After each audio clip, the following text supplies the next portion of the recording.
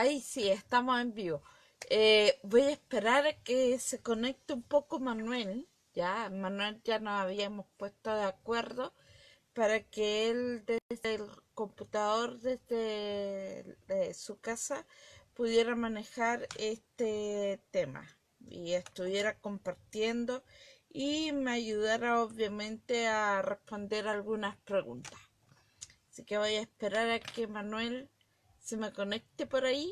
Manuel, a ver si aparece. ¿Estará Manuel o no estará Manuel?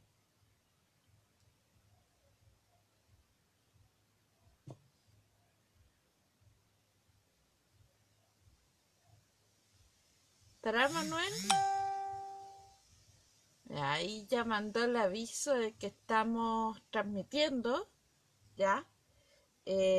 Lo que vamos a hacer hoy día y lo que vamos a hacer en los días siguientes, más o menos a esta misma hora, es lo que hicimos nosotros para un taller que tuvimos que repetirlo, de hecho, porque no nos fue mal, ¿ya? No fue un taller multitudinario, pero sí teníamos gente interesada que es suficiente para nosotros. Así que ahí ya tengo, supongo que esa una persona es Manuel, sí, es Manuel. Ahí lo voy a saludar para que Manuel, ahí ya tengo dos personas conectadas, eso es muy bueno. Así que vamos a empezar a hablar sobre este taller que, como yo les decía, nosotros hicimos el año pasado y tuvimos que repetirlo también porque así lo pidieron las personas que no alcanzaron la primera vez. Y es acerca de la investigación de lo que es el patrimonio paranormal, ¿ya? O para patrimonio, como lo bautiza César Parra, que es un término que en realidad ya viene ya con algo de trajín. Ustedes se han dado cuenta que cuando viajan a Europa, los llevan a un castillo que pues, supuestamente está encantado, hay un fantasma, está también en Estados Unidos, un pueblo fantasma, etcétera, etcétera. Bueno, acá en Chile se está tratando ya de hacer lo mismo. Hasta este minuto lo que nosotros entendíamos como patrimonio paranormal eran estas visitas a casas encantadas o embrujadas, ¿ya? O a los cementerios o a cualquier lugar, a hacer una psicofonía, etcétera, etcétera. Pero nosotros nos fuimos por otro lado, nosotros nos fuimos por un lado un poco más familiar, hacer estas mismas rutas, pero en vez de hacerlas en la noche y que causen miedo, hacerlas para la familia y tratarlas desde el punto de vista, desde el punto de vista mito y leyenda, ¿ya? Entonces hablamos de la casa encantada, con sus brujas, con sus duendes, con sus cosas, pero sin pasar por el tema de la psicofonía, la escritura espontánea, la fotografía paranormal y todas esas cosas. Lo que no significa que nosotros de pronto no tengamos la experiencia, ¿ya? ¿A qué me refiero con esto?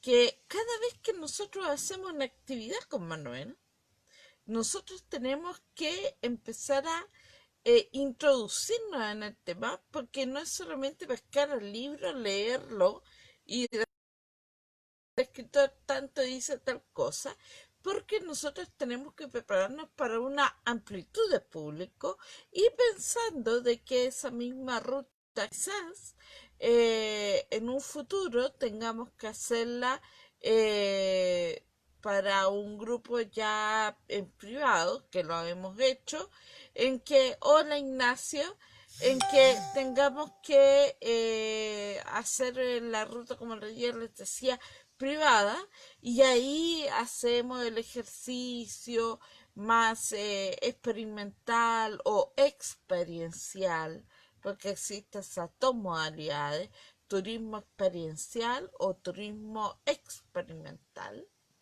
Y claro, ahí se nos pide de que nosotros hagamos eso.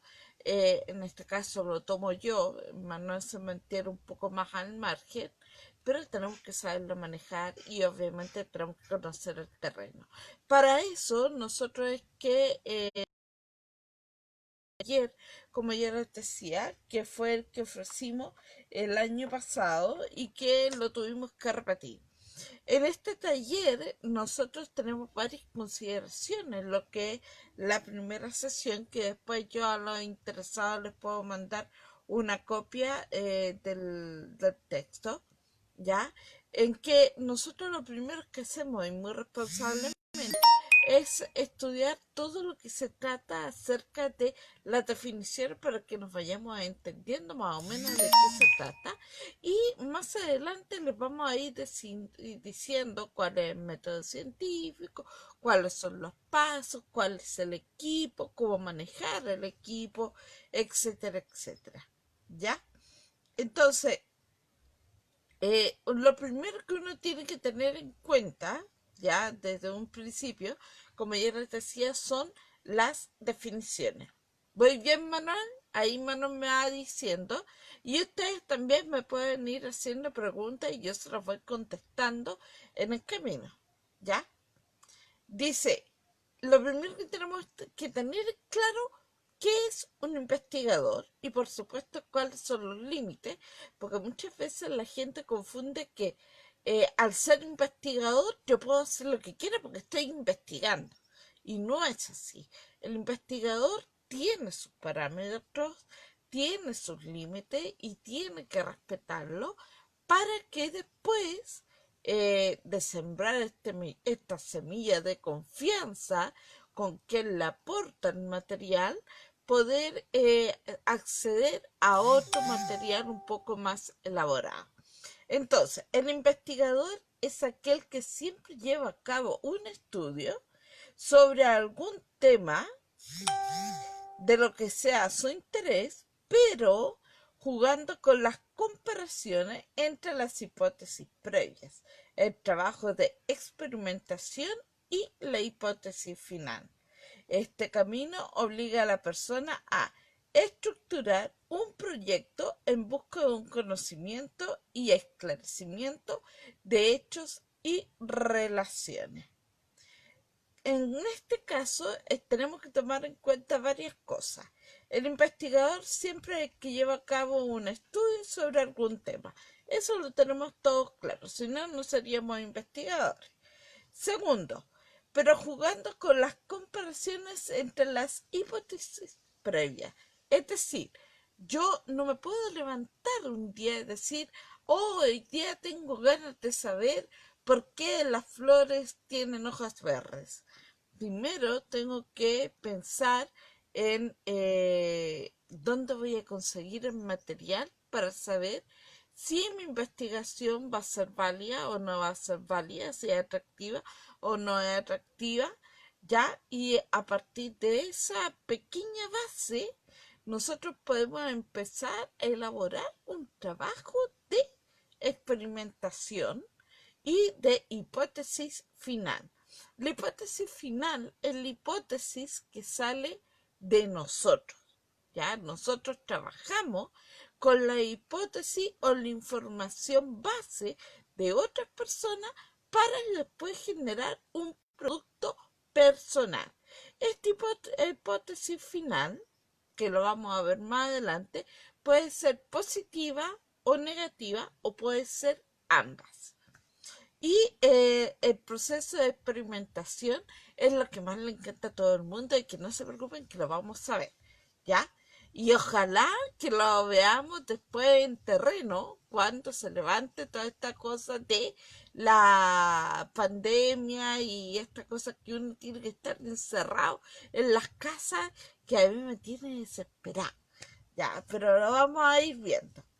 Ahora, lo que hay que ver también es más en concreto.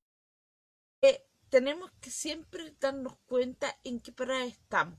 No jugar al investigador profesional, porque la mayoría de nosotros, y me incluyo, yo siempre me voy a incluir en eso, somos aprendices de investigador. ¿Qué quiere decir eso? Para ser un investigador hay que tener mucho, pero mucho, pero muchos años de corretaje, de estudio, de conexiones, etcétera, etcétera. Nosotros, y por eso me incluyo, estamos recién empezando. O sea, yo tengo la suerte de que crecí en un ambiente donde, pucha, ustedes, la mayoría de ustedes ya conocen a mi papá, ¿ya? Pero eso no quiere decir de que yo también sea como él. Yo soy totalmente distinta. Eh, pero algo manejo. Pero eso no me hace profesional, para nada. Por lo tanto, yo soy tan aprendiz como ustedes. Un poquito más, un poquito más avanzada, porque siento que es mi deber. Y por lo tanto vamos a hablar de esto como no como algo profesional, sino que como algo de oficio. ¿Ya? Ahora, teniendo en claro de eso, tenemos que tener en claro también que muchas de nuestras experiencias las vamos a tener que aprender por ensayo y error. Y en ese sentido vamos a tener que tener un alto margen de tolerancia a la frustración, porque no todo nos va a funcionar a la primera vez. Dicho esto, vamos a empezar a avanzar un poquito más en lo que va a ser nuestro glosario base, que es lo paranormal. Todo el mundo dice, yo he tenido experiencias paranormales. En realidad, la gente confunde muchas veces experiencias paranormales con experiencias sensitivas, que no siempre es lo mismo, ¿ya? Ahora, ¿qué son las experiencias paranormales? Son aquellos fenómenos que están al margen de lo normal, es decir, de lo explicable científicamente, y que esta experiencia podemos categorizarla de la siguiente manera. Ojo, me voy a detener un poquito ahí, que dice explicable científicamente. Todo elemento que nosotros declaramos hoy en día paranormal puede de que mañana ya no sea paranormal, porque la ciencia puede explicarlo. Por lo tanto, es un episodio temporal. ¿Qué lo separa del milagro? Que el milagro, teniendo una misma base de que puede ser explicado, qué sé yo, el concepto de religión trata de amarrarlo a una situación atemporal, o sea, que perdure en el tiempo para proteger la fe de las personas. En el caso de lo paranormal, es la evolución de la razón por sobre la emoción y el afecto que produce la creencia y la sugestión. Tenemos que tener en claro esa situación. Sigamos avanzando. Decíamos entonces que lo paranormal se puede categorizar en dos fenómenos: los fenómenos de conocimiento y los fenómenos de efectos físicos. Y aquí es la parte que a muchos les gusta cuando nosotros hacemos ruta y entramos a algunas casas encantadas, ¿ya? Como un palacio por ahí que una vez entramos y que no lo voy a mencionar ahora porque no tengo permiso. Yo menciono cosas cuando me dan permiso. En esa ocasión tenía permiso, lo menciono. Ahora tengo que esperar a ver qué pasa después de que levanten esta cosa de que tenemos que estar encerrados en la casa. Entonces, los fenómenos de conocimiento son aquellos en que la información se obtiene por canales externos y que tienen relación con los sentidos naturales del hombre, como el gusto, el tacto, la audición, el olfato, el vestibular, que es el sentido del movimiento, ¿ya? Y la propiocepción. Estos casos hablamos de fenómenos de percepción extrasensorial que se definen también como PES, ¿ya? PES. Y en ese campo entran fenómenos como la telepatía, la precognición, la retrocognición, la simulcognición, la radiestesia y los que se facilitan a través de instrumentos interpretativos como las mancias. Ahí entra el tarot, entra la lectura de las líneas de la mano, entra bueno, en general todas las mancias. Que eso va a ser un buen capítulo que vamos a ver más adelante en algún taller que hagamos presencial. ¿Ya? Y lo tengo ahí pendiente porque ya lo sugirieron. El problema es que tengo que buscar a los maestros que lo hagan porque obviamente yo puedo hacer la introducción, pero no estoy facultada para hacer un taller de esa índole porque no sé, no manejo las mancias. Yo solamente soy investigadora. Luego vienen los fenómenos de efectos físicos, que son los detectables fácilmente por el ambiente, pero que se le atribuyen influencias, ¿ya?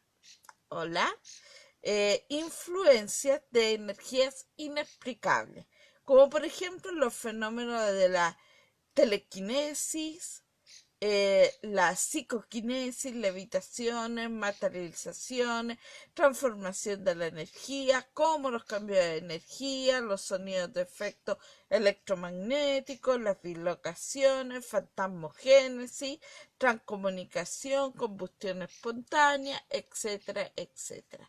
Aprovecho de mandar un saludo a las 16 personas que nos están viendo en este minuto. Luego de eso hay otro término que tenemos que tener en cuenta, que es la parapsicología. La parapsicología, que es lo que tenemos que tener muy en mente, se le relaciona también con los fenómenos que conocemos como animadores psíquicos, es decir, magos e investigadores paranormales, ¿ya? O sea, son aquellas personas que se prestan como instrumento o que manejan instrumentos para poder generar un ambiente psicológicamente predispuesto para fenómenos paranormales. La fenomenología, y de hecho yo tuve un ramo de fenomenología cuando estudié psicología. Ojo, estudié psicología, no me titulé, ¿ya? Que lo tengan bien en claro, porque después dicen, esta niña, no, yo nunca me he titulado de nada, pero estudié. Dice, la fenomenología es una de las ramas de la filosofía que estudia el mundo según su manifestación. En esta corriente filosófica, la idea central, es la de resolver los problemas apelando a la experiencia intuitiva o evidente aplicando el método científico para determinar una base concreta, un génesis objetivo de lo que se pretende explicar. Y es ahí donde entramos con Manuel, ¿ya? Porque nosotros cuando hacemos nuestras investigaciones para crear nuestra ruta de diferentes modalidades, entramos en el campo de la fenomenología porque cada vez que nosotros creamos una ruta, tenemos que hacer los ensayos, como yo les decía, y al hacer los ensayos hemos tenido que entrar a República, por ejemplo, famosa República 550, hemos tenido que entrar a la Casona Dubois, hemos tenido que pasearnos en el metro, hemos tenido que ir al túnel Tinoco, hemos tenido que ir a la maestranza, hemos tenido que ir a un sinfín de lugares donde se cuentan leyendas, que pasaba tal cosa. Entonces nosotros, para conocer el lugar y después traducírselo a usted, comparándolo con los textos que nosotros manejamos, hacemos este ejercicio que va englobado en lo que es el estudio de la fenomenología, es decir, estudiar la raíz del fenómeno del cual se está hablando.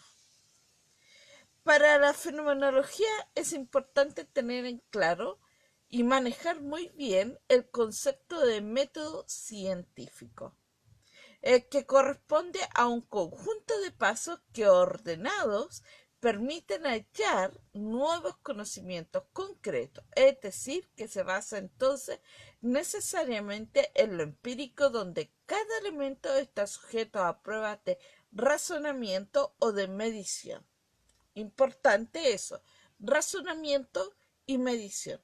No solamente nosotros nos tenemos que quedar con el testimonio de la persona que nos está invitando a un lugar o que nosotros directamente vamos a entrevistar porque nos dijeron de que algo sabía ella, sino que además nosotros tenemos que buscar una metodología, ¿ya?, de medición, que puede ser, aparte de la entrevista, algún test rápido o estudio de la fluctuación del ritmo y volumen de la voz, o otros test que también podrían ser inclusive test de psicología, que eso sí yo lo sé manejar, obviamente.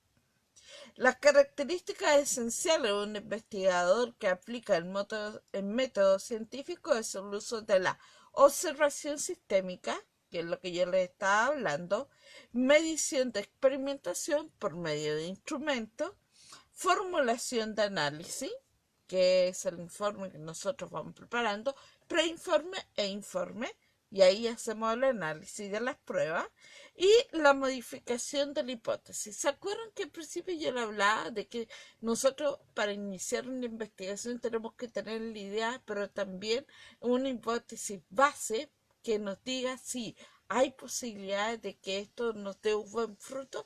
Bueno, ahí está la hipótesis que nosotros la retomamos para modificarla, para crear una hipótesis propia, que es la idea de no quedarnos en lo mismo, sino que ir mejorando lo que ya hay o proponiendo nuevas ideas que por supuesto pueden ser refutadas por otras personas.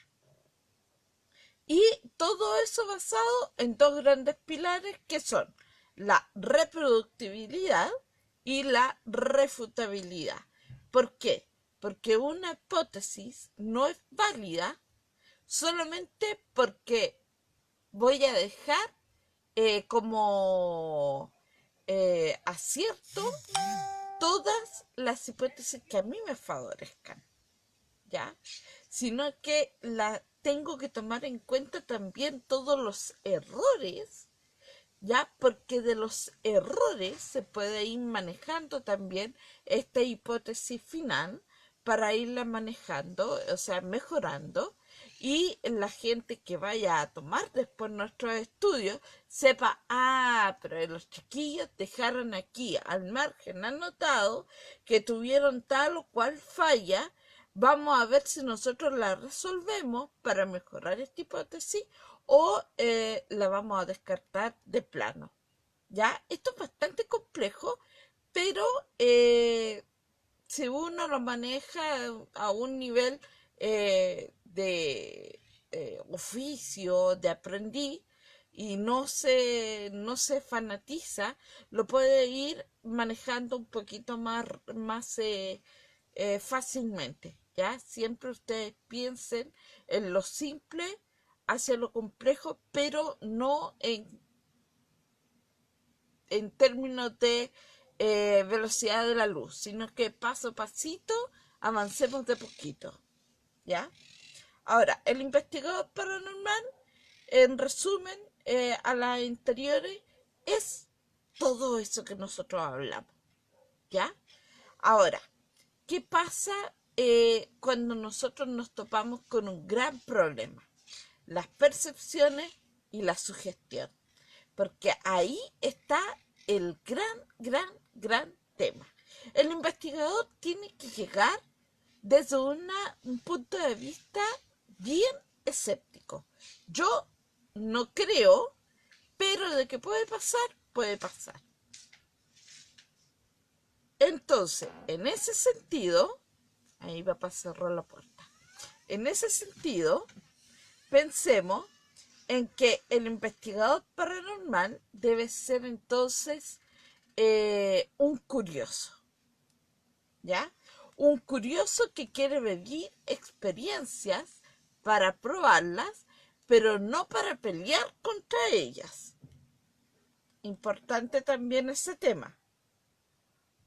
No basta con controlar los fenómenos físicos, es decir, los elementos ambientales que pueden contaminar y contribuir a nuestra experiencia.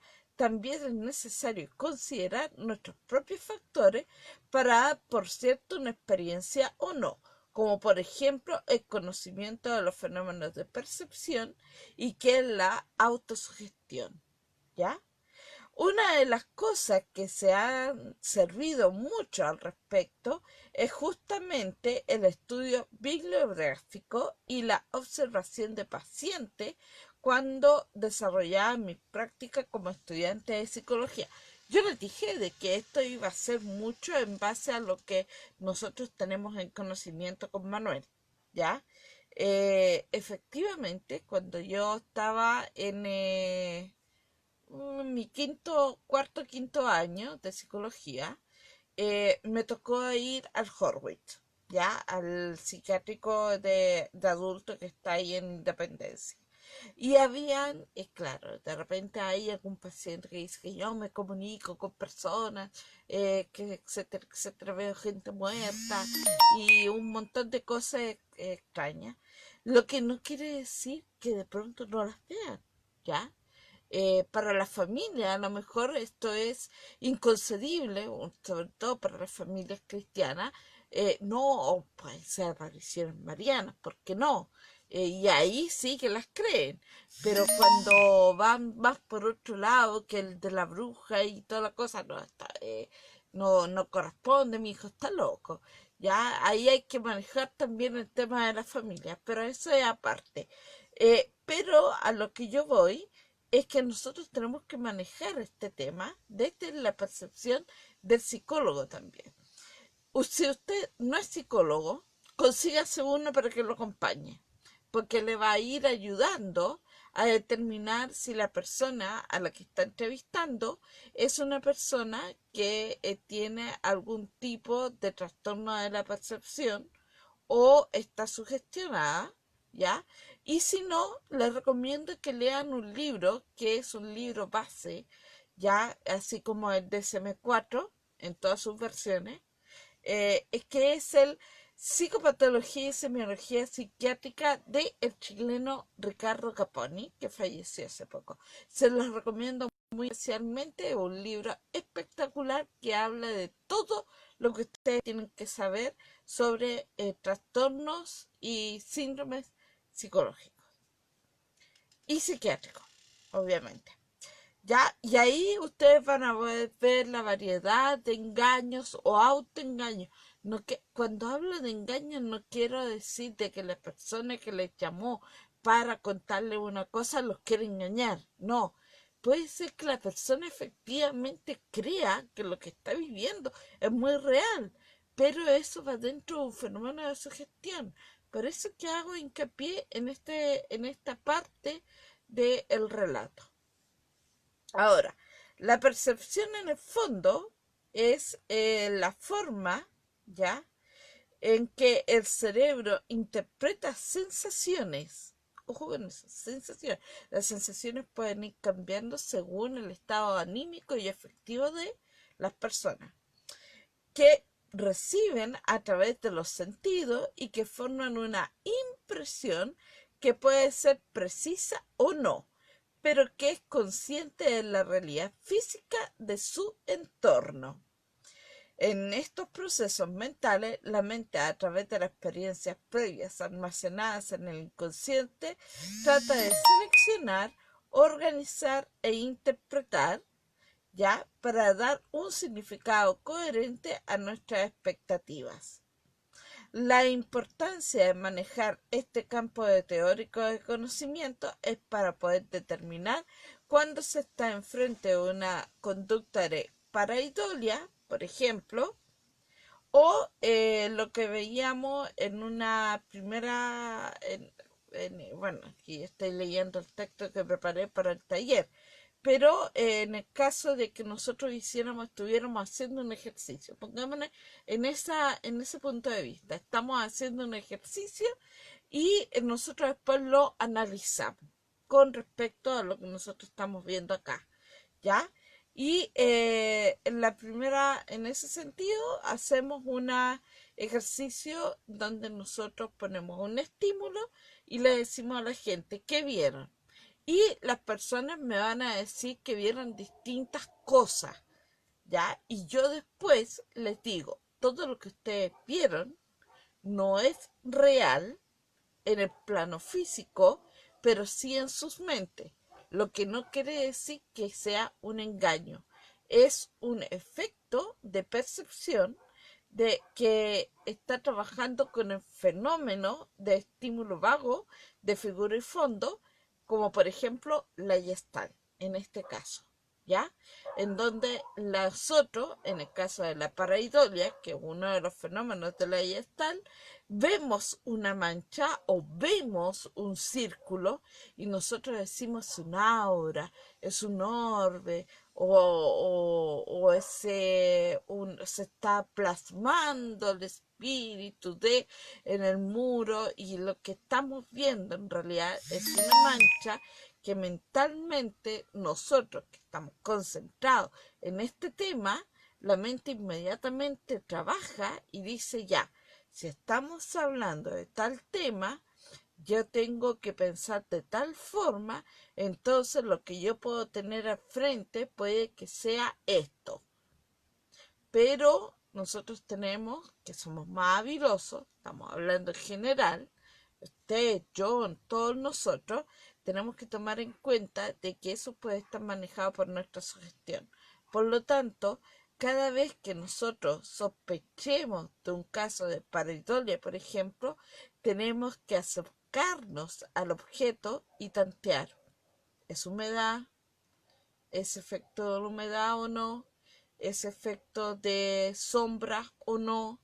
Tomarlos en distintas horas a ver si se repite, ¿ya? Y ahí ir descartando para definir si efectivamente es una pareidolia o efectivamente estamos frente a un hecho que realmente es paranormal. Ese es un ejercicio muy fácil de hacer cuando nosotros estamos en terreno. Ahora, vamos a ir avanzando, ¿ya?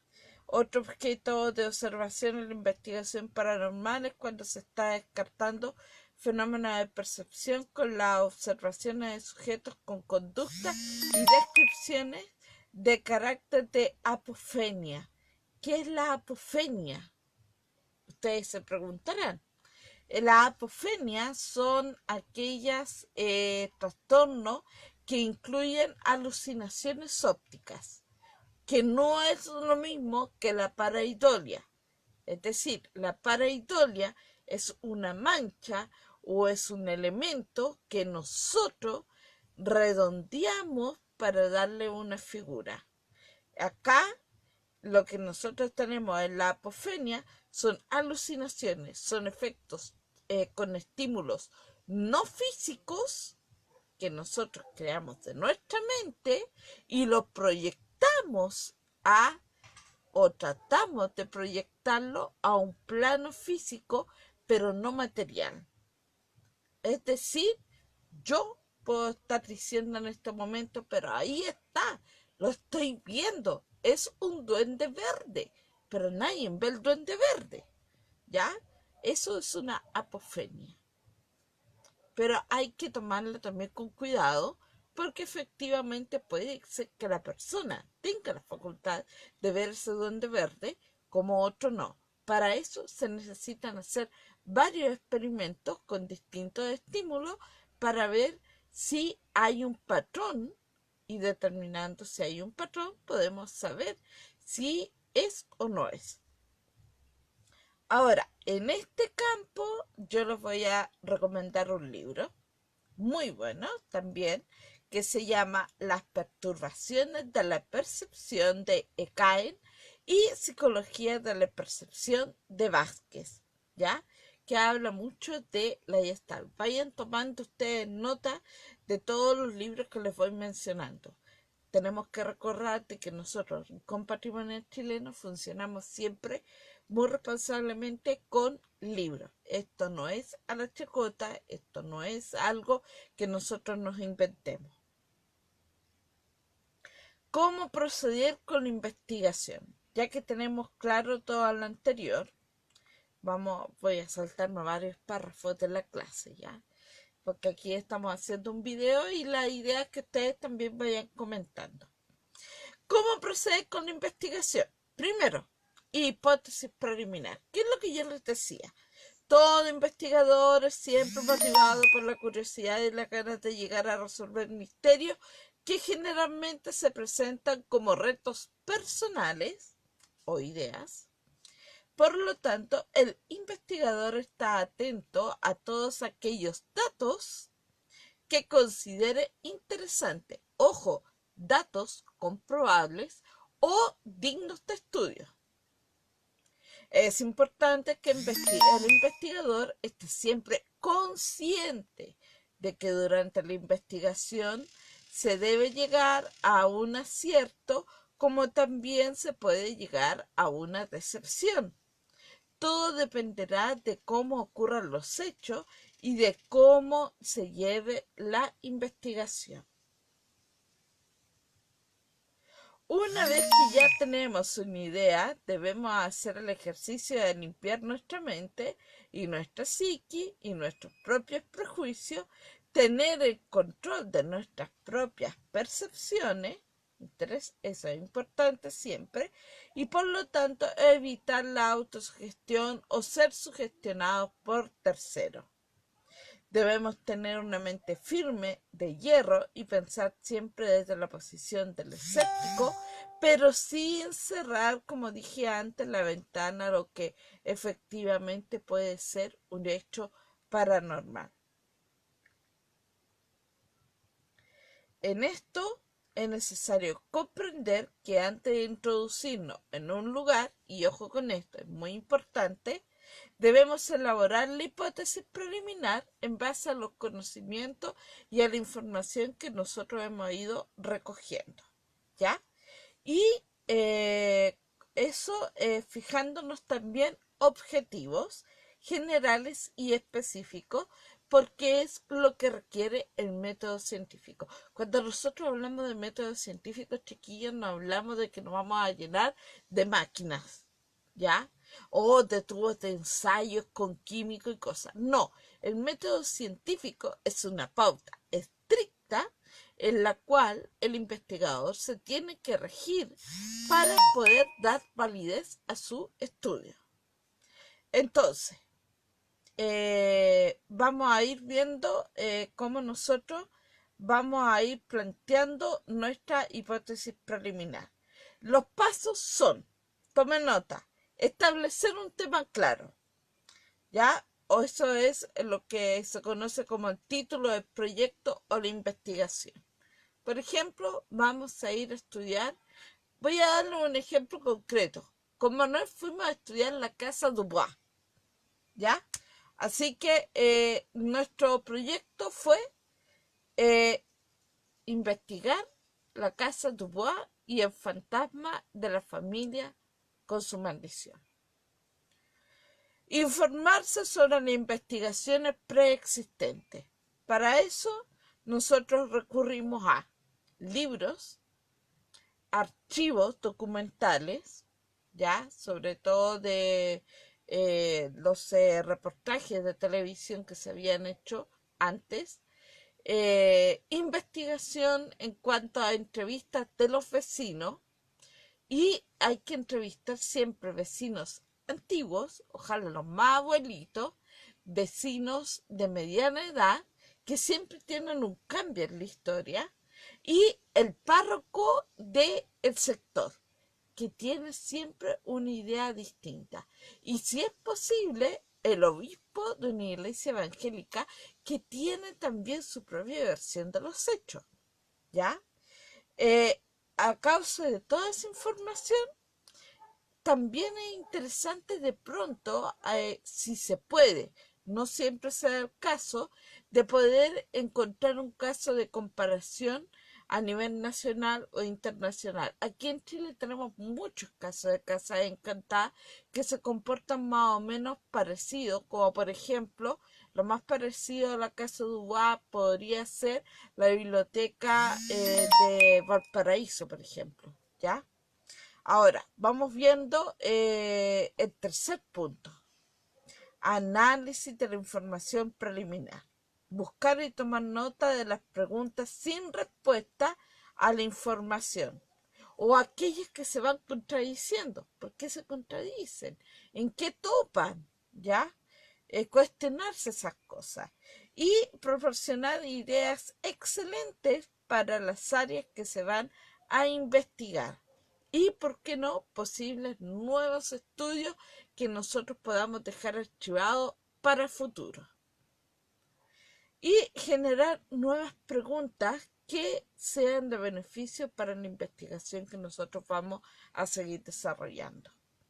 A partir de estas preguntas y de lo anterior, establecer los objetivos. Esto nos ayudará a no desviarnos por las ramas en la investigación, que siempre ocurre cuando uno se sobreentusiasma. Eso es natural, chiquillos. A mí me pasa, yo debo reconocerlo. Como es una hipótesis preliminar, no se necesita incluir en esta primera fase una conclusión porque estamos recién empezando. No se puede hacer una conclusión de algo que recién se inicia, que recién se empieza a plantear una idea de qué es lo que quiero hacer. Así que olvídense las conclusiones. Si encuentran algún libro que les dice incluye conclusiones, no le hagan caso. No, no puede, porque no hay nada dicho. Solamente recopilaste material. No hay conclusión. Entonces, ¿qué se hace después de la hipótesis preliminar? Se hace lo que se llama el estudio en terreno. Y aquí es donde se van a divertir la cosa. ¿Qué es el estudio en terreno? La primera toma en contacto que tiene que tener siempre la persona que investiga es de día, no de noche. Siempre dice, voy a ir a investigar y voy a ir de noche porque me quiero topar a ver si es verdad que existe el fantasma o no. Chiquillo, muy entretenido. Si usted quiere hacerlo, hágalo. Yo no se lo niego, pero es recomendable siempre hacerlo de día. ¿Por qué? Porque a veces uno entra a lugares que están en abandono, como por ejemplo la maestranza. La maestranza tiene su cerco, etcétera, etcétera, pero es un lugar que está bastante abandonado, que es refugio de ladrones, que es refugio de drogadictos, que tiene mucha basura que es peligrosa, como botellas quebradas, alambres oxidados, que puede producir tétano, entre otras cosas. Entonces, por eso que es importante hacer la primera toma en contacto de investigación en terreno de día, para ver cuáles son los factores de riesgo y hacer un mapa de seguridad para poder llevar a efecto la segunda etapa de la investigación en terreno. Bueno, ahí yo ya les hablé el tema del peligro, la seguridad. Vamos a hablar después de la seguridad, por supuesto, porque tiene dos ámbitos interesantes de evaluar. Y luego, desde un punto ya más acabado, uno tiene que decir, bueno, ya fui un día, no basta a veces un día, porque a veces es necesario ir 2 días, porque justo ese día que yo fui sentí un silbido en una puerta. Oh, penan de día también. Chiquillos, los fantasmas se existieron los fantasmas en ese lugar, o los duendes, o los brujos, o lo que sea, no salen solamente de noche, salen a cualquier hora del día. En el caso de que sea efectivo que existen, puede que no.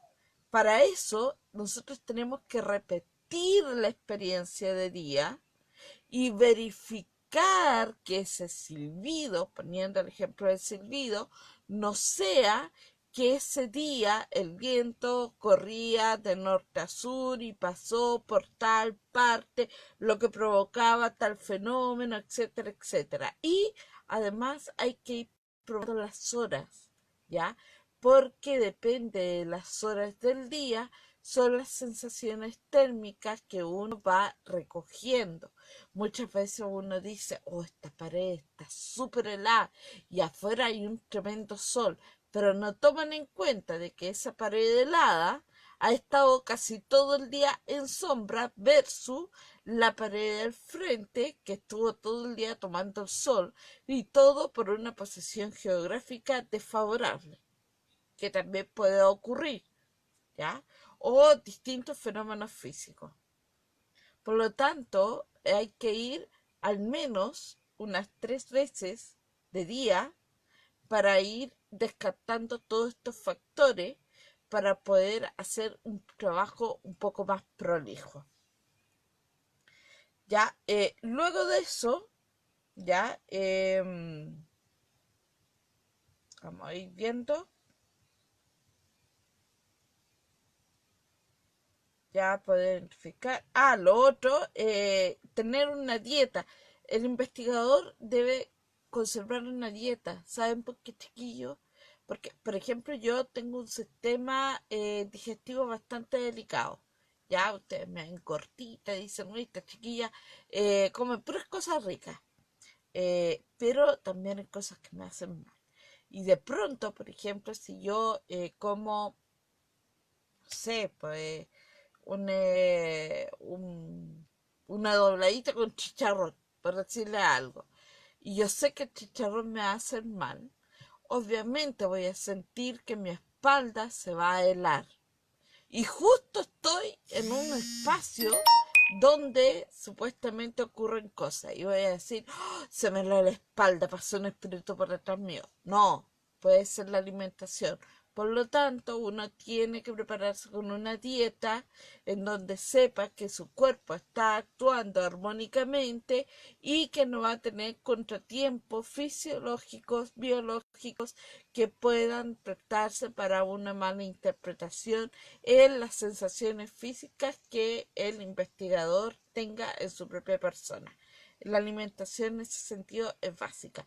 Y lo otro también es que en el caso de haber efectivamente fenómenos que estén provocando sensaciones, nosotros estar preparados, porque de pronto existen, en el caso de que esté en la casa encantada o el lugar embrujado, larvas, lo que se llaman las larvas astrales, que te succionan la energía, ¿ya? Y ahí uno se desvanece.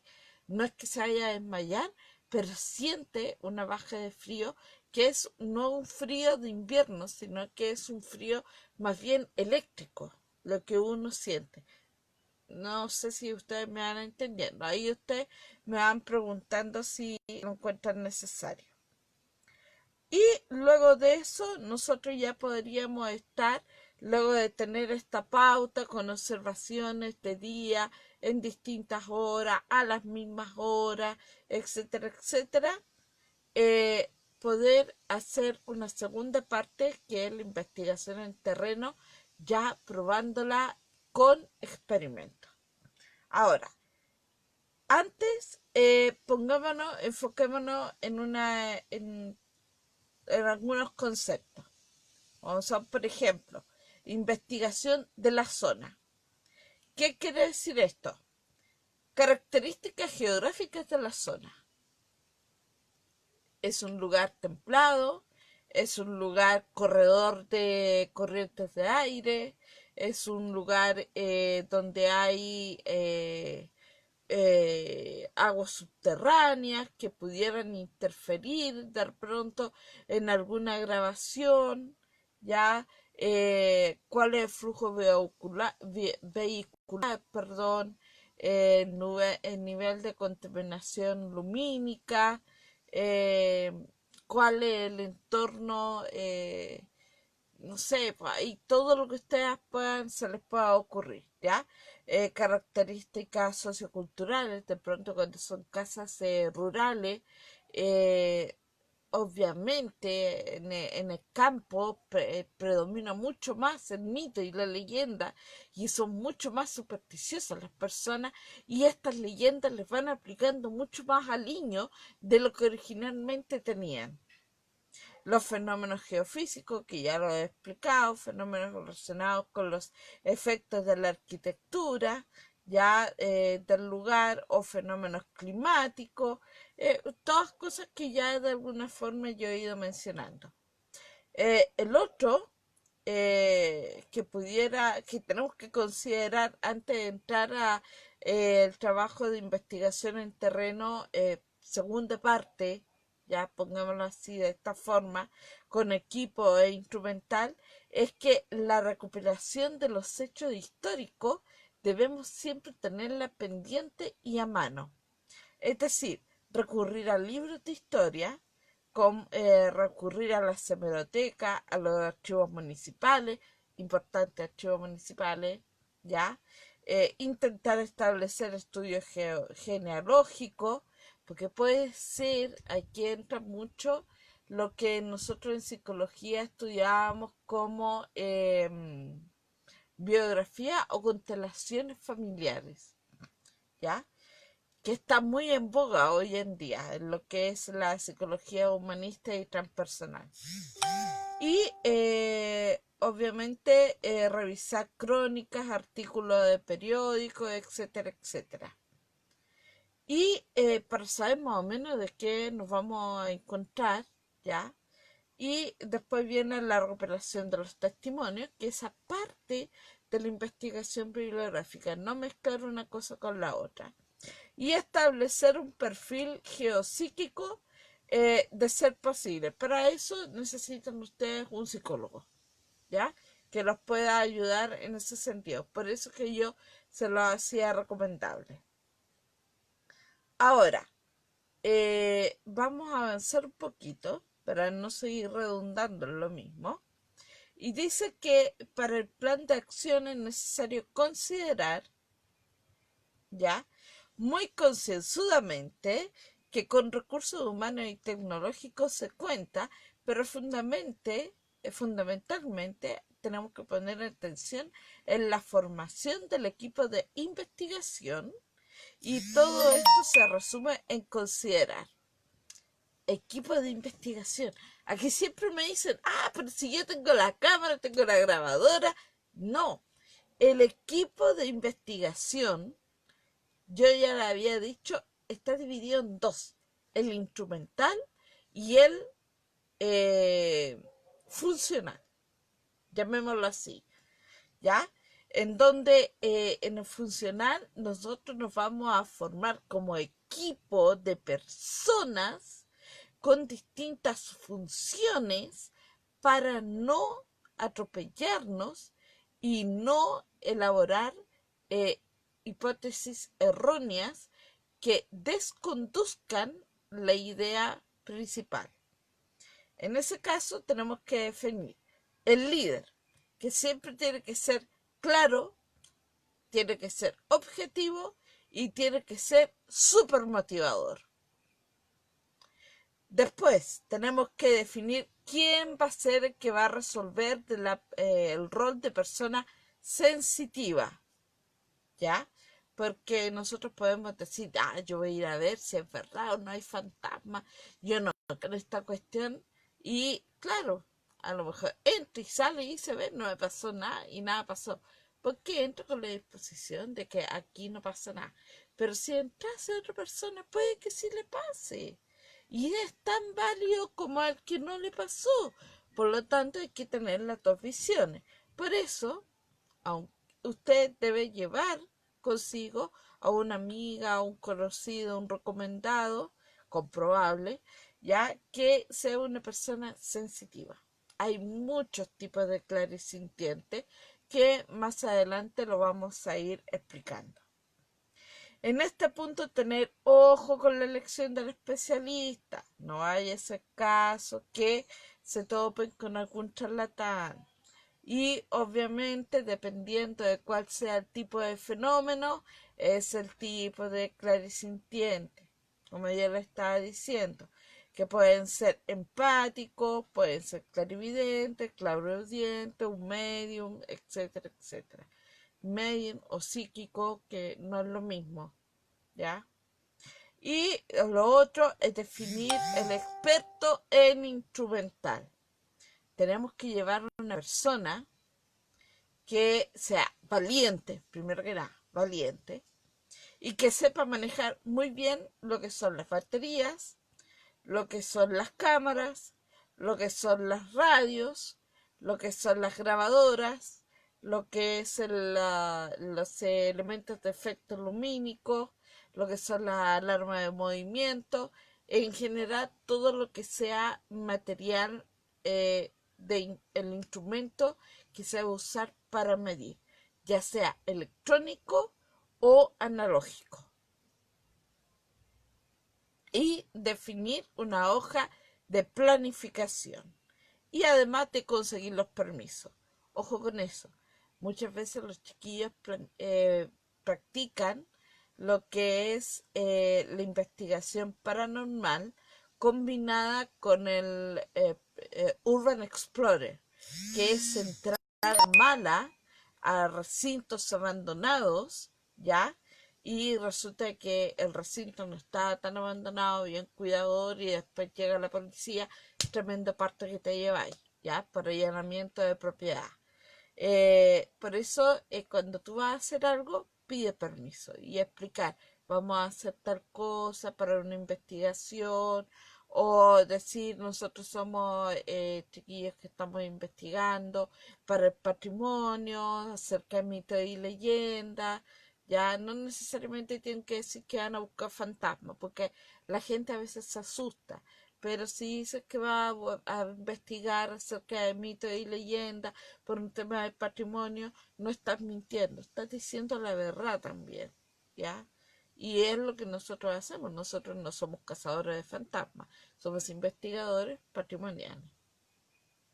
Entonces, tenemos todo eso. La hoja de planificación, ojo con eso, que la hoja de planificación tiene que tener estipulado también de que en el equipo las personas que participan siempre tienen que andar de a dos o de a tres, pero nunca andar cada uno por su lado, por un tema de seguridad personal y por un tema de evitar que le vaya a ocurrir, no sé, por un espasmo, por un susto o cualquier cosa, ¿ya? Una vez ya organizado, chiquillos, es hora de poner manos a la obra. Es decir, tenemos material teórico a la mano, tenemos el personal adecuado, y lo que concluye ahora es empezar a meter mano en terreno.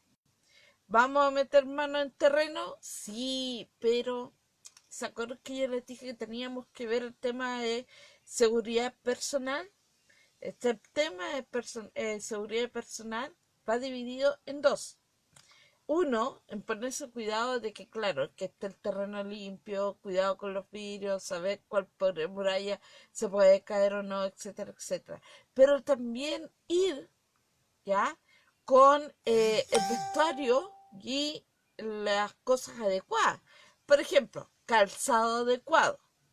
En el caso de cuando nosotros fuimos con Manuel a investigar a la casa de Dubois, no necesitábamos un trabajo tipo, un calzado tipo bototo, porque la casa de Dubois en ese momento ya había sido restaurada, así que está todo limpio de que pudiésemos pisar un clavo oxidado o un vidrio y el terreno estaba parejo.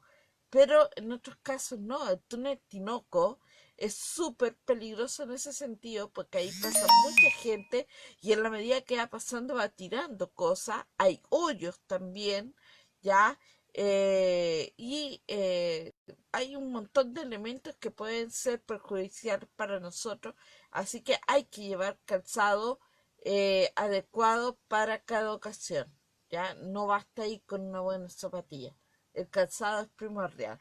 Ropa cómoda y adecuada. En el caso de Dubái, si tú vas en verano, genial. En el sector de Mapocho en invierno es bastante helado. Abríguense para evitar los resfríos. Pero no solamente para los resfríos, sino que por el tema de factor corriente de aire y que no lo vayan a confundir con que pasa un fantasma por el lado. Que de repente pasa y la gente dice, uy, estaba tan bien y de pronto pasó un viento. Claro, lo va a sentir porque anda con una ropa no muy gruesa y le pasa el viento y a la señora de frente dijo, uy, yo no lo sentí porque anda con una parca con así un chiporro, ¿ya? Entonces tenemos que andar todos más o menos parejos, pero con la ropa adecuada para proteger nuestra salud, pero también para poder protegernos de los factores que contaminen la investigación. Y además la ropa cómoda en el caso de tener que escalar. Cuando nosotros fuimos al Cerro Patagual con Manuel, yo ahí no seguí mis propios consejos, ya fui un poco padre gatica. Y porque un día andábamos de ocasión y yo dije, no me aguanto, tengo que subir y tengo que subir. Y claro, al no andar con la ropa adecuada, me terminé sentando prácticamente en un cactus y terminé con un traste lleno de espinas, ¿ya? Pero pueden pasar cosas peores, el rasgar la ropa, ojalá si se va a correr ese riesgo, la ropa sea gruesa para que no perjudique la piel, etcétera, etcétera. Hay que tomar esos reparos. La identificación lumínica en la espalda, ¿ya? O en los brazos, estos chalecos reflectantes importantes para saber dónde está mi compañero. Alimentos, llevar barras de energía, sobre todo en las noches. Baja la temperatura muy fuerte y si uno se sugestiona más todavía. El fenómeno de sugestión hace ese efecto generalmente de bajarte a un estado frío porque el cuerpo se contrae para ahorrar energía en caso de tener que correr. Por eso que baja la temperatura. El cuerpo ahorra energía para después con la adrenalina soltarla y arrancar en caso de peligro.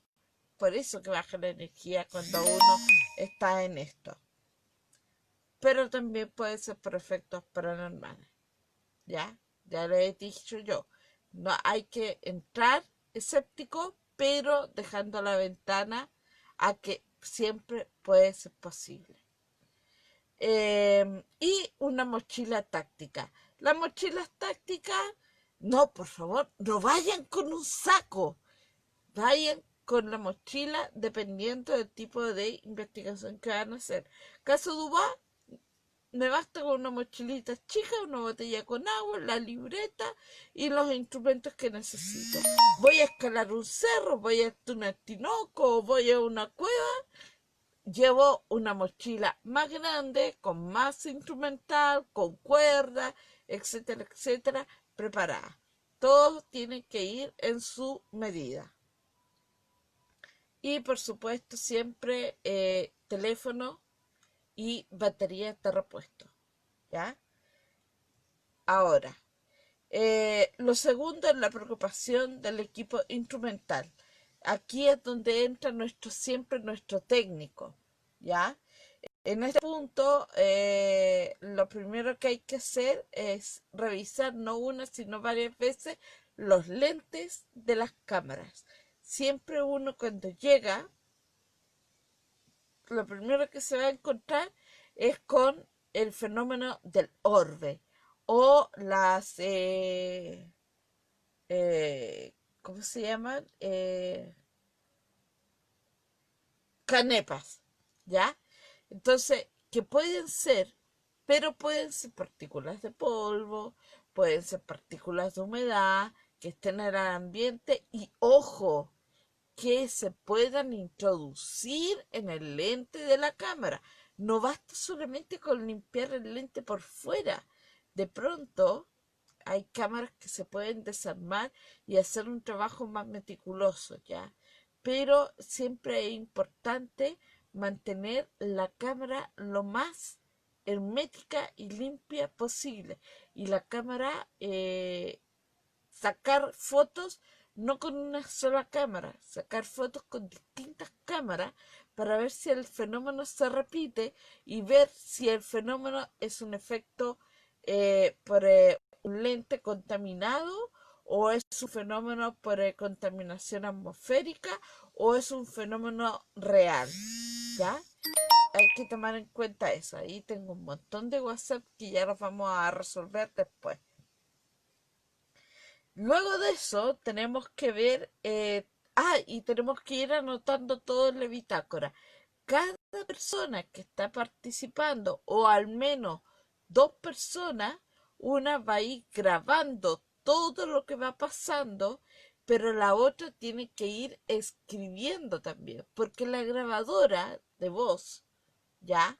O la videograbadora va a ir grabando según lo que percibe la máquina, pero muchas veces es muy distinto lo que puede percibir el ser humano y de pronto puedo yo estar percibiendo lo mismo que está percibiendo él, como por ejemplo la temperatura, y eso no queda registrado en la grabadora y no queda registrado en la cámara, pero sí lo estamos sintiendo nosotros todos. Entonces, ¿sabes qué? Sentí frío, Manuel. Eh, sí, a mí también me dio frío. ¿Dónde estás? En tal parte. ¿A qué hora sentiste el frío? En tal hora. ¿A qué hora? Y yo, sí, también a tal hora. Ya, puede ser un fenómeno atmosférico. O puede ser, ¿en qué lugar lo percibiste? En tal lugar, en tal, ya. Entonces recorremos nuestra bitácora de los días anteriores cuando hacemos el estudio de día y lo comparamos y ahí vamos haciendo las comparaciones del estudio. El estudio en terreno, por eso yo les digo, no es fácil, es peludo, ¿ya? Pero no se lo tomen tan complicado. Para uno que aprendí, tiene que ir tomándoselo pasito a pasito y de poco uno le va tomando el esquema. Entonces, siempre cada uno tener su libreta y al menos uno, su compañero, o si anda todo el grupo juntos, uno o dos ir grabando, uno en video y el otro en voz, o uno en voz solamente, o solamente en video, ¿ya? Eso lo definen ustedes. Y lo otro, siempre ir anotando fecha, hora, fecha, hora, fecha, hora, fecha, hora. Voy caminando por el pasillo, tanto. Son las 15:30, por decir algo. Voy caminando ahora por el pasillo, tanto, y son las 16 horas, ¿ya? Ojo, con esos detallitos que pueden ser insignificantes, pero en algún minuto pueden tomar relevancia. Bueno, y lo otro, por supuesto, es tener baterías de repuesto. Muchas baterías de repuesto. Eso se lo aconsejo. Mucho, por experiencia. Muchas baterías de repuesto. Para el celular, para la linterna, para las cámaras. Y si tienes más instrumental, para el resto del instrumental. Hay que evitar algunas conductas ya que pueden afectar a nuestra percepción, como por ejemplo fumar, beber alcohol o hacer ruido, o sea, tratar de ser sigiloso, responsable Y eso de fumar y beber alcohol es para estar 100% consciente, ¿ya? Y obviamente no hacer abusos de las linternas súper potentes. Eso por distintos factores que en algún momento cuando hagamos algún ejercicio físico en algún lugar, nosotros se los vamos a explicar, pero ustedes, yo sé que ustedes son habilosos y se deben adivinar por qué las linternas superpotentes no son recomendables. Ahora, instrumentos básicos. Ya les he nombrado varios. Las grabadoras de voz. Muchas veces nosotros llegamos con un celular. Si el celular es bueno y usted confía en él, úselo. Con Manuel usamos distinto. Usamos el dispositivo celular, pero también tenemos la grabadora, ¿ya? En la medida que hemos ido desarrollándonos con Manuel, hemos ido adquiriendo cosas para alimentar nuestro equipo. Pero, como les decía, un buen celular puede servir, pero siempre es recomendable tener también una buena grabadora de voz. Y, por supuesto, tener batería de repuesto. Ya, lo otro, cámaras de video. Las cámaras de video, ojalá tengan la capacidad de visión nocturna, ¿ya? Las cámaras fotográficas, eh, igual que las cámaras de video, hay que irles chequeando los lentes, los lentes, cada vez que le cambiemos los lentes a las cámaras, anotarlo en nuestra bitácora, en nuestra libreta, ya a tal hora, en tal pasillo, yo cambié el lente por tal motivo, etcétera, etcétera. Los termómetros, ojalá sean termómetros láser, ¿ya? Para no tener contacto directo con el objeto que se está midiendo, no tocarlo. Y eso se pueden conseguir en una farmacia, no tienen que ir a un lugar super ultra tecnológico. Si es posible, controladores de campo magnético. Eso también en una ferretería pueden conseguirlo, no hay ningún problema. Encargarlo por internet también. Hay unos equipos que no son muy caros. La Casa Royal tiene. Las aplicaciones de celular. Me preguntaba que una persona. Yo no creo en las aplicaciones de celular para lectura electromagnética. Ahí en ese sentido yo las descarto. ¿Ya? Si vas a tener un equipo electromagnético, que sea equipo electromagnético, no celular. Luz nocturna, sí. La luz nocturna es la luz roja o la luz violeta, también que se ocupa en algunos casos. Sensores de movimiento, sí, ocúpenlo. Si no tienes sensores de movimiento, hay una maña mucho más artesanal que se puede usar, que son los hilos, ya el hilo de coser que te atravesáis, pero corre el riesgo de que pase un conejito y te lo mueva. O vela. La vela también sirve. Ya más adelante posiblemente le expliquemos cómo se usa la vela en estos casos. Cuando eso ya son más técnicas tipo MacGyver. ¿Ah? Linternas, tener una linterna de baja intensidad, mediana intensidad y potente en el caso de necesitar una potente para pedir auxilio o salir de una situación, ¿ya? Y un péndulo o algún elemento de radiestesia, si es que sabe usarlo y usted confía en ello, úselo, no hay ningún problema. Pero tenga consciente de que puede ser contraproducente si hay corrientes de agua. ¿Ya? Los entendidos entienden. Y ahí no se trata de un efecto paranormal, sino que por un tema netamente físico. Algunos trucos, bueno, el tener las velas. Con ella se puede suplir la falta de sensor de movimiento, como ya les decía, y también el tester. Nosotros no lo hemos hecho todavía con velas, con Manuel.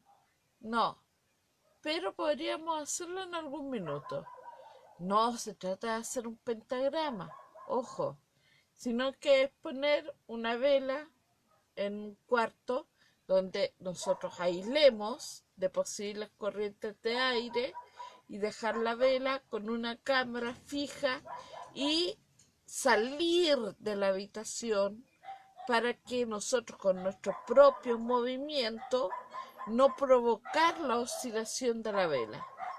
La vela, al estar sola en un espacio sin corriente de aire y con la cámara fija, si la vela va oscilando, preguntarse por qué oscila si no hay estímulo externo, ¿ya? Porque ahí podríamos estar evidentemente frente a un efecto. Y ahí uno entra a jugar.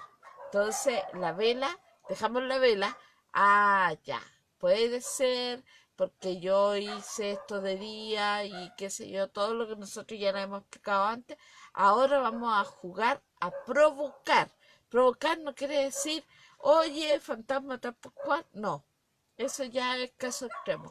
Pero de pronto lo que pasaba, por ejemplo, en la protectora de la infancia, dejar una pelota, ¿ya? En el cuarto del niño XX. Dejar una pelota, la vela, la cámara. Si la vela se mueve y la pelota se mueve, chiquillos, prepárense. Si la vela se mueve pero la pelota no se mueve, veamos la vela porque puede ser un efecto de la mecha, ¿ya? Y ahí uno tiene que ir jugando, pero de una forma un poquito más lenta que el tester, pero es muy entretenida también de analizar. Llevar peluches, pelotas, como ya les decía, como para provocar la manifestación, ¿ya?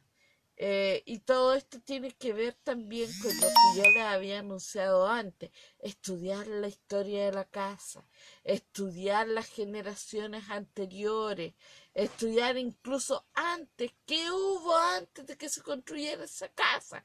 Por ejemplo, el Hospital Clínico de la Universidad Católica, que está ahí en Mosqueto, en Portugal, está construido sobre un cementerio incaico.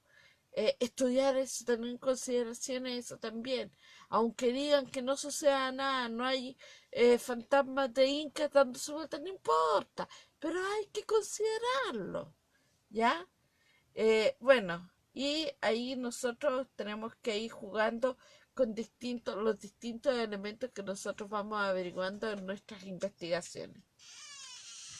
Ahora, viene después el análisis de los resultados que no necesariamente tienen que llevar a una conclusión, ¿ya? Sino que son el camino a la conclusión.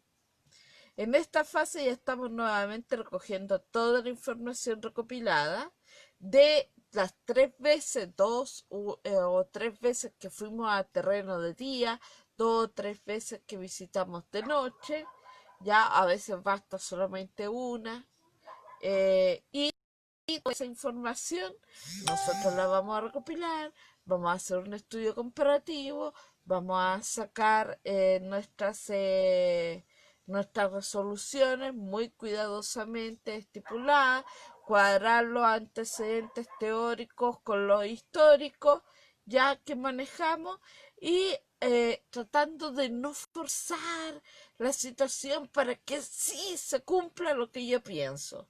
Si se cumple, bien, si no, no. Y si no se cumple, no tirarse a la derrota porque puede ser que el día de hoy no se cumplió, pero puede ser que el día de mañana, si se retoma en otras condiciones, puede ser que sí suceda. Ojo, por eso yo hablo de hipótesis falsa, hipótesis verdadera. Hola Sol Villegas, ¿cómo estás? Sí, nosotros extrañamos a todo el mundo en este momento. Estamos hablando acerca de la investigación paramatrimonial, de cómo se debe llevar a cabo correctamente un estudio en terreno, la investigación, como lo hacemos con Manuel, etcétera, etcétera, para que tú nos ayudes a compartir con las personas que a ti te parezca que pudiera interesarle este tema. No lo vamos a tratar solamente hoy día, lo vamos a estar tratando en los días venideros, ya porque este es un taller que nosotros desarrollamos en una ocasión y yo ahora lo estoy transmitiendo por esta vía, aprovechando esta temporada de encierro semivoluntario, para algunos voluntarios. Ya, ahora, eh, una vez que nosotros ya tenemos bien clara cuál es nuestro análisis, cuáles son los factores que a nosotros nos interesan, cuáles son los que los dejamos en duda y los que no nos interesan, pero no vamos a desechar, tenemos el material justo para elaborar lo que son las hipótesis ciertas o verdaderas y la hipótesis falsa. La hipótesis cierta, ¿cuál es? Es aquella que confirma los datos con los que se inició la investigación. Sor Villegas dice, súper bien y con muchas ganas, sobre todo lo que pase pronto. Nosotros también. Ahí estamos con todas las ganas de que Chile se salve. ¿Ya? Eh, Ese es el espíritu que hay que tener hoy en día. Bueno, y hay que sigamos avanzando. La hipótesis verdadera o la hipótesis cierta es la confirmación de los datos con los que se inicia la investigación, es decir, la comprobación de los rumores sobre el lugar o los fenómenos que estamos nosotros investigando. Ejemplo, caso Dubois, nosotros llegamos con Manuel para verificar los datos que nos habían dado sobre la fantasma de una familia que cayó en desgracia producto de un posible pacto que se hizo. ¿Ya? Esa había sido nuestra idea que planteamos nosotros como ejemplo para esta grabación de hoy.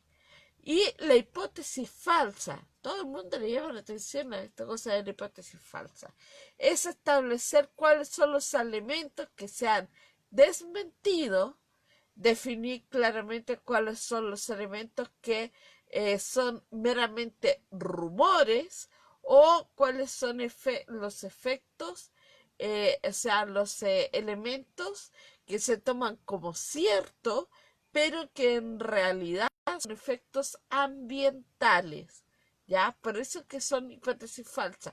No quiere decir que sean mentiras, sino que son realidades contaminadas, ¿ya? Para que me entiendan con otros términos. Por eso yo digo, no las desechen, porque de alguna forma también nos ayudan a ir limpiando nuestra investigación y las investigaciones que nazcan a raíz de esta primera investigación. Y bueno, chiquillos, después ya viene una segunda sesión que nosotros cuando realizamos este taller era acerca de las psicofonías. Obviamente, como estamos en cuarentena y no podemos salir, nosotros no podemos hacer una psicofonía aquí. Ya, sería muy irresponsable hacer una psicofonía. Además sería un poco extraño, ¿cierto? Incluso podrían decir ustedes, estos chicos no están vendiendo la pomada, eso está preparado, es una falsedad. No, la idea es que nosotros les vamos a explicar lo que es una psicofonía, los riesgos que tiene una psicofonía, cuáles son los tipos de psicofonía y darle las instrucciones para que ustedes sepan hacer una correcta psicofonía para que la practiquen en casa o en algún lugar más adelante, pero siempre con mucha responsabilidad. ¿Por qué les digo esto? Y esto es un adelanto de lo que va a ser lo que vamos a hablar el día de mañana a esta misma hora. Yo siempre he dicho de que la psicofonía es prima hermana de la ouija. Algunos me van a retar, otros no, ¿ya? Pero para mi persona, mi parecer, mi opinión, la psicofonía es prima hermana de la Ouija. Es un elemento delicado que si uno no lo sabe tratar bien, puede dejar la escoba. Nosotros no hacemos una psicofonía fuerte con instrumental de que sirva para eh, ¿cómo se llama esto? Provocar, sino que son generalmente nuestras psicofonías han sido siempre accidentales, ¿ya? Porque nosotros cuando entramos a un lugar, entramos con Manuel siempre grabando, vamos grabando por la casa, ta, ta, ta. Dice, la psicofonía se puede captar en cualquier lugar. Mira, sí, en realidad en cualquier lugar tú podías hacerla. Si tenéis sospechas más encima, con mayor razón. Pero eso es lo que vamos a ver mañana. La psicofonía tiene varios tipos y varias clases, ¿ya? Y en relación a esos tipos y esas clases, que son las clasificaciones que hay, tú vas a definir si es una correcta psicofonía o no. Un poquito, ¿ah? Sí, un poquito. En todo caso, mi voz es como un poquito también gangosa, ¿ya? No tengo una voz tan limpia. Estoy un poquito ronca porque no he bebido nada y yo paso de resfrío en resfrío. No estoy resfriada ahora, pero estoy tratando de cuidarme. Estoy casi al borde, pero cuidándome. Ya, además que hace poco me vacuné contra la influenza, ya, así que eso también trae sus traspiés en el camino, pero estoy bien, no se preocupen. Bueno, el tema es ese. Bueno, a todo esto un saludo a Sergio Alejandro Lago. Si no me equivoco, Sergio Alejandro, tú trabajas en fotografía, ¿cierto? Ahí tú me corriges. Ahí vamos a ir viendo. Te pregunto porque justamente uno de los instrumentos que vamos a analizar también es la cámara fotográfica y la videocámara como elementos de experimentación o medición, ¿ya? Entonces, mira, tengo la taza y la tengo llena, no he tomado nada. Bueno, pero vamos a ir viendo. En teoría sí, porque en todas partes hay eh, cosas que pasan, ¿ya? No es necesario ir a un cementerio o una casa embrujada para tener algo. Se puede captar en cualquier lado. Eso sí, tienes que tener cuidado con los pasos que yo ya te dije. Que el ambiente esté limpio, que no esté contaminado. Si hay mucho vehículo que transite, saber después cuando tú limpias la psicofonía, saber separar los sonidos ambientales, ya, y bueno, eso se hace con programas que tú puedes bajar a tu computador, ya, un buen programa para limpiar audio lo puedes hacer y ahí tú juegas, y es súper entretenido jugar separando los ambientes. A mí me costó un poco aprender, pero algo aprendí. Y eso pues chiquillos, los dejo.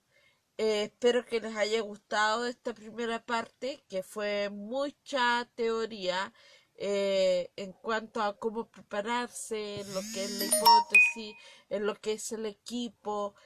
Por supuesto, esto fue a grandes rasgos, porque si lo tomáramos más a pecho, llevar una mochila táctica, hay tres tipos de mochila táctica. Incluso hay unos tipos bananos que son bolsos tácticos que tú vas con eso nomás y sacas el tema.